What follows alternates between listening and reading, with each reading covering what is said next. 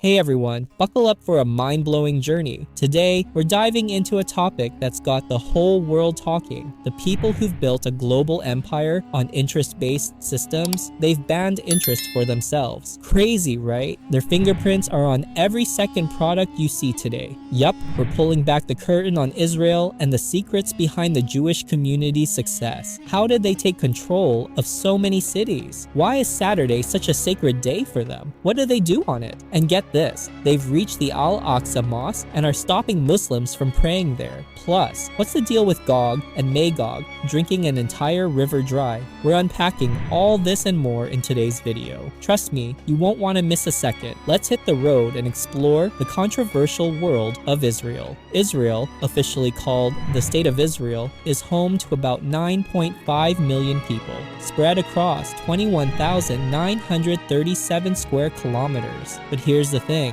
as people who value justice, we don't see it as a legitimate country. It's an occupying force on Palestinian land, plain and simple. Surrounding this occupied territory are Lebanon, Syria, Jordan, Egypt, and the Mediterranean coastline. Globally, there are around 15.7 million Jewish people, with 7.2 million living in Israel. They're a small group, but their influence is massive, so much so that many countries, even some Muslim majority ones, hesitate to challenge them. Nations that posed a threat, like Iraq, Syria, and Yemen, have been economically crippled, leaving them powerless against Israel. Israel's capital is Tel Aviv, but the Jewish community claims Jerusalem as their true capital. To make that happen, they're rapidly buying up homes in Jerusalem's Muslim quarter, pushing out Palestinian residents to dominate the area. Sound familiar? It's exactly what India's doing in Kashmir, forcing Muslims out and settling others in their place. Israel has left its neighbors in ruins and unleashed unimaginable suffering on the Muslims of Palestine and Gaza. The main language here is Hebrew, linked to Prophet Moses, though Arabic is widely spoken too. We're making this video because too few people know the real story.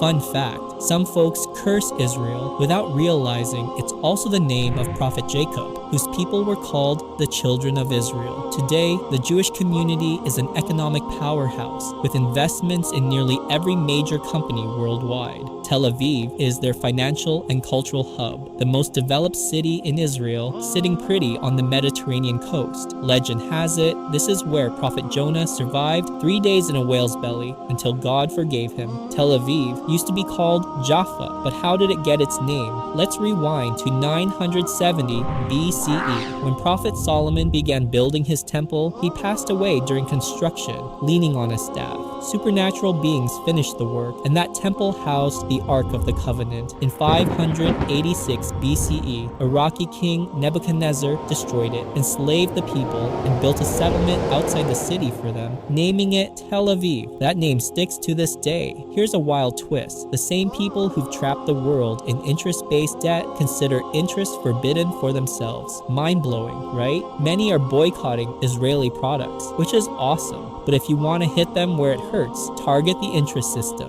Boycotting interest is the real game changer. If every country and individual ditched interest, it'd shake Israel's foundation. Interest is a war against fairness, and I'm passing this message to you. Spread it far and wide. It's your turn now. Pakistanis can't travel to Israel or Jerusalem. Our passports clearly state they're valid for every country except Israel. The Jewish community thrives on unity, a key to their success. They don't let outsiders join their faith. Here's something to think about. While some have forgotten their history, the Jewish people never do. They keep their past and grudges alive, teaching every generation. A while back, some Jewish youth held signs saying, "Khabar was your last chance." That's a reference to a 1,400-year-old battle where Ali, a revered Muslim figure, defeated them at Khaybar's fortress. They still remember and are ready for revenge. Non-Pakistani travelers use Tel Aviv's airport to enter Israel, while those heading to Palestine go through Jordan. Tel Aviv's airport has intense security checks. The currency is the Israeli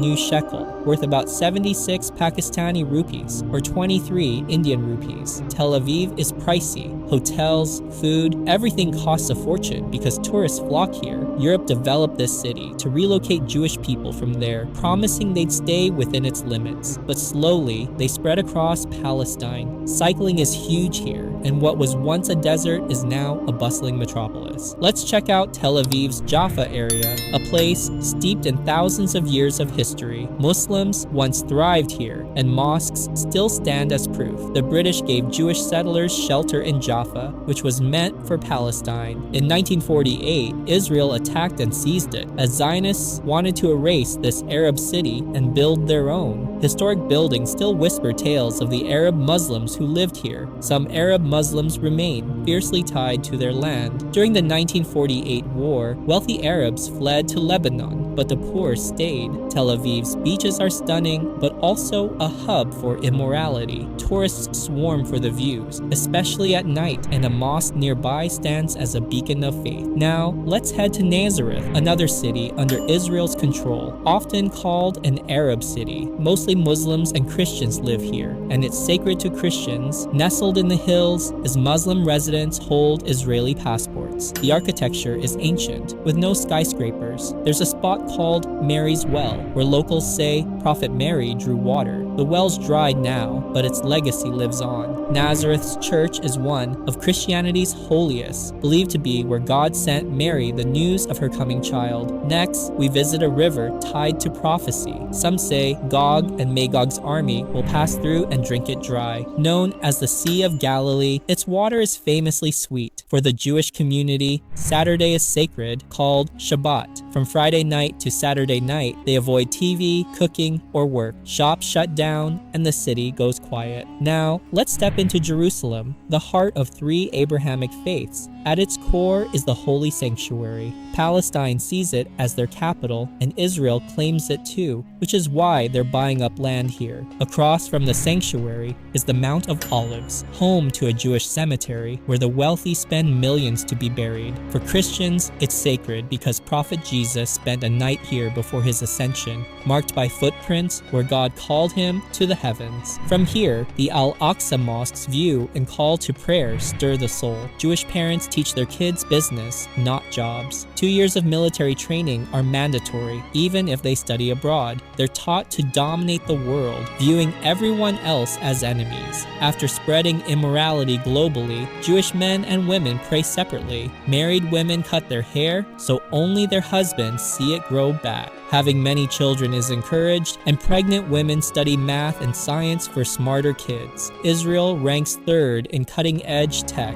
and boasts the famous Iron Dome defense system. At the remains of Solomon's temple, Jews mourn, banging their heads on the western wall, also called the Haram. You can't enter without a black cap or kippah. They wash their hands, bow, and prostrate differently. From below, Al-Aqsa's green dome shines. The surrounding alleys feel like a step back in time. The wall's right corner is the Barak corner, where Prophet Muhammad tied his steed during his night journey. Men and women have separate prayer areas, divided by a curtain. Despite pushing immorality worldwide, Jewish women veil during worship. Torah books are everywhere. A bridge leads Muslims through to Al-Aqsa, surrounded by markets with tiny shops. Nearby is the Umar Mosque, where Caliph Umar prayed. Close by lies Christianity's holiest church. Slowly, Israel tightens its grip on every area, and in Gaza, the oppression is unbearable. Just imagine, recently, hailstones hit Islamabad, causing damage. Now picture bombs raining on Gaza. Can you fathom the horror? May God protect the Muslims of Palestine and Gaza. Amen. In our next video, we'll explore Palestine's cities. That's it for today's eye-opening, heart-stirring video. What hit you hardest? Drop it in the comments. I'm all ears. New here? Join our squad, hit subscribe, and like. You won't want to miss what's next. Until then, stay curious and take care.